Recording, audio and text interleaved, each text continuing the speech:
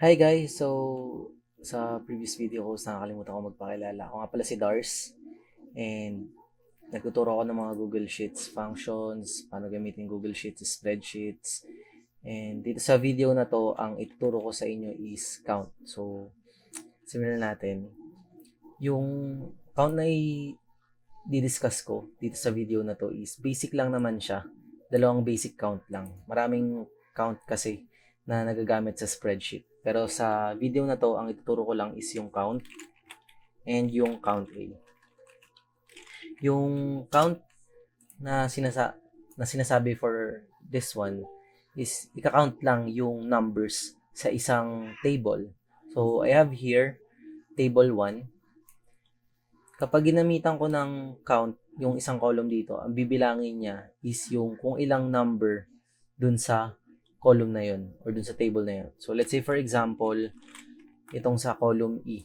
Bibilangin niya kung ilan number yung meron dito sa column E natin. So, 9 yung lumabas. So, to check that, ito lang din naman yun. 9 na numbers yan, yung katumbas niya. So, ganun lang kadali gamitin yung count. And then, I have here naman yung count A. Yung count A, parang bibilangin niya kung ilang cell yung dun sa column na yon or sa table na yon yung hindi blanco or not blank.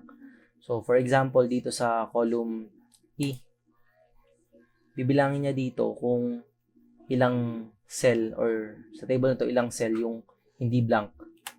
So 10. So kanina 9, so dinagdag lang naman tong isa kaya naging 10.